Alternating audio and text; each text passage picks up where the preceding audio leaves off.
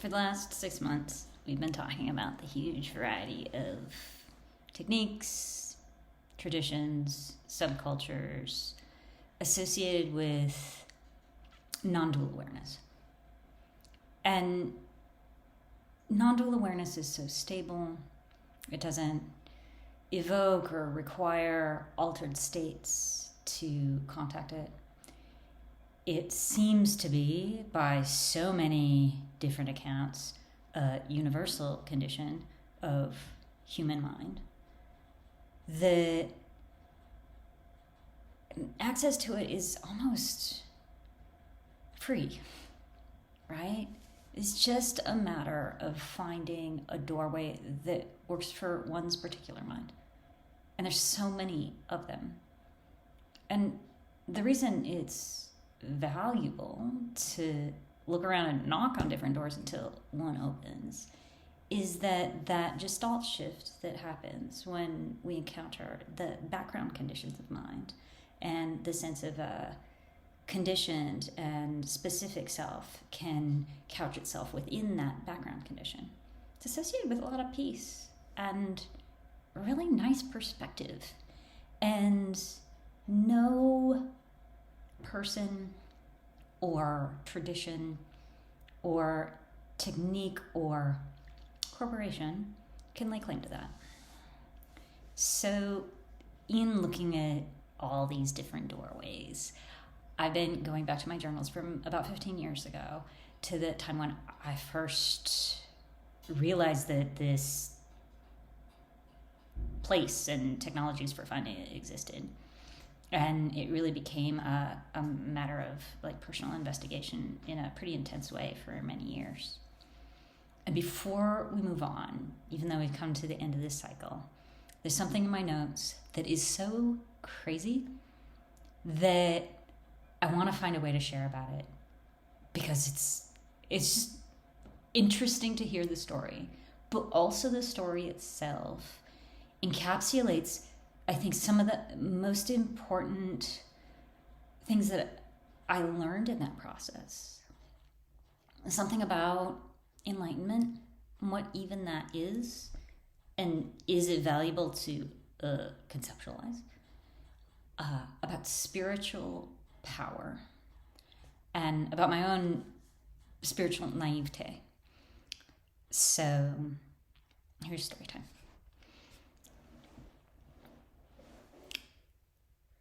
Hal Sidrestone in the 1970s in Esalen developed a technique that a lot of us use all the time now. And that's voice dialogue therapy, or just the technique of voice dialogue. The insight here is really resonant with a lot of what we find when we do any form of inquiry into the self, which is that it's made up of multiple intersecting and contradictory lines of experience and identity. The self itself, the I, is not stable. It's not monolithic, and those different skandhas or selves are always interacting to create and decompose the self. So at Esalen, which is the sort of birthplace of the human potential movement, just down the coast from Silicon Valley, and has had a big role in the development of a uniquely American postmodern New Age spirituality. They came up with these techniques that now, for those of us in this group who like internal family systems, we take advantage of all the time. I use voice dialogue just in my relationship with myself. It's a zoo in there, and the 13-year-old Angela is different from the 26-year-old Angela, and from the freaked out, fearful Angela, and the knowing wise self, right? And all of those come together under an umbrella, and self-understanding really is benefited by it, but technology that doesn't try to pretend all of that all the time is unitive and sensible, right? So I know few of you find the internal family systems framework to be a little too contrived. It does require a willful suspension of disbelief, like so many tools for inner exploration, right? To give voice to the wise self or the caretaker self or whatever. It's a little cheesy, right? But if you can roll with it, if your imagination can assist you in that journey, sometimes we find really interesting things. And so I know that's big for a lot of you. And we have Hal and Sidra Stone to thank, and that work at Esalen in the 70s. Sidra is still alive and teaching. So, a already fallen and self-resurrected Zen priest named Dennis Merzel, who calls himself Genpo Roshi, studied with Hal and Sidra in the 90s and took their technique and integrated it with non-dual teachings and developed something called the big mind process. And he slapped a trademark on it. That happened at the end of the 90s.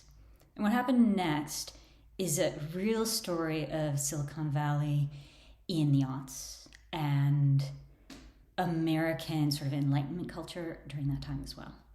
And I started to bump up against it in Los Angeles, during those exact years, really from the 2001 until when I met Genpo in 2009, as really alive within a lot of different sort of West Coast cultures of meditation and spiritual inquiry. By the time I met Shinzen and started working with him in 2009, Genpo had taken his big mind process, TM, and really developed it throughout affluent subcultures, and particularly in Silicon Valley, to the point where he was selling workshops for $50,000 a person. And the language around these workshops, where you just voice dialogue, therapied yourself into the mind behind mind, what he called the undamaged self, in my experience, totally worked. The way that he was recruiting people to these $50,000 workshops was by calling this enlightenment on demand. And the copy was a discussion of how much time we waste, how suboptimal of us in the world of hacking and self-hacking and consciousness hacking, how wasteful of us to spend years trying to get enlightened, which apparently that's the goal of sitting practice, is to achieve some sort of better than other people's state, whatever. So that was just a presupposition of this advertising copy, that, we're spending so much time trying to get enlightened, and you never know if it's actually going to work. And for generations, people have wasted or spent their lives trying to find this enlightenment thing. And now, because of the big mind process, TM, you can get it in a weekend. My God, what a deal. Only $50,000, right? So the interesting thing was, I've reconstructed this from notes in my calendar, from my journals at the time. Thank God I had the time to write a lot in a way that I don't now. And sadly, I don't have emails anymore. I left those on the UCLA server and just didn't care enough to bring them over. But based on my notes, the attitude that I had towards all of this was not dismissive. It was more like a morbid curiosity. And this is something that was common to the many wonderful meditation groups where we were talking about this in Southern California at the time. And the deeply predatory nature of it really only came clear to me in subsequent years when Genpo once again was revealed to be the predator that he is, and not for the first time. So back in 2009, a weird coincidence happened. And it was that one of these workshops was happening across the street simultaneous to a conference where I had to go and present a paper on Union Square in San Francisco. So the American Sociological Association conference was at the Hilton Union Square. And Gim Po had one of his Big Mind TM Get Enlightened in a Weekend workshops at the Hotel Nico, an even more luxurious hotel across the street.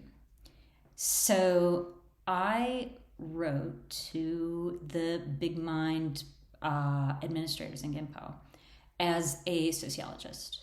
And at that time, I'd already grant written to fund my PhD. I'd learned grant writing in undergraduates. And so I took a sort of grant writing approach to asking them to let me come to their conference. And amazingly, it worked. I said, I'm a sociologist. I'd like to take your workshop as a participant observer, but obviously as a graduate student, I can't possibly afford it. My teacher's Shinzen Yang, so I have some credibility as a practitioner, and I just happen to be doing this professional thing across the street from your conference. And wonderfully, they gave me a ticket to this workshop that they were giving. So on the day of, it was such an interesting adumbration of like where my life was going at the time. I went and gave my paper at the Hilton and changed out of my suit and then skipped across the street for the rest of the day.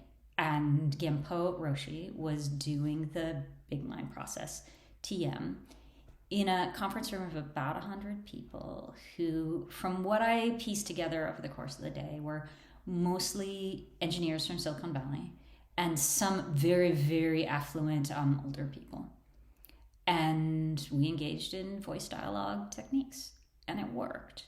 So according to my notes, he sat himself up on a dais, and we spent a long time going through the voice of the damaged self.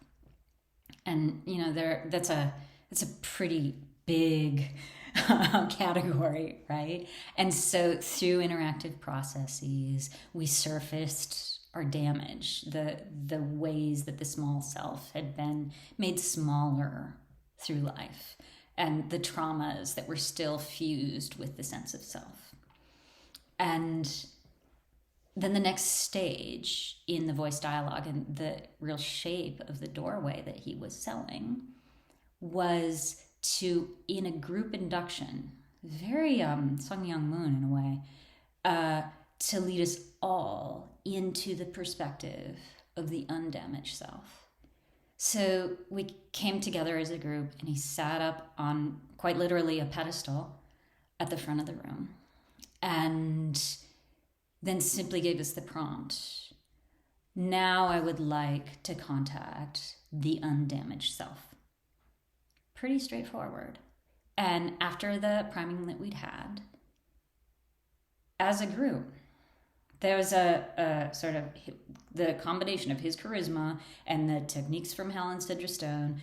As a group, there was this collective letting go. And, you know, even at the time, I was really naive.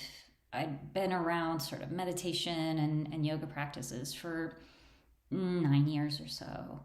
And even then, though, was sensitive enough to get a sense of the energetic moment, and particularly what was happening for Genpo. So interestingly enough, like in the previous section, according to my notes, talking about the damaged self, he'd stood up on the stage and talked about what a narcissist he was, and noted, well, this isn't a reason that my damaged self, which is always going to be damaged, cannot be enlightened. You know, I am enlightened already, and I'm just, you know, also have this damaged self. And then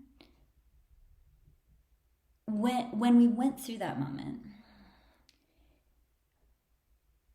And he was still in that place of like being the person who was doing the induction.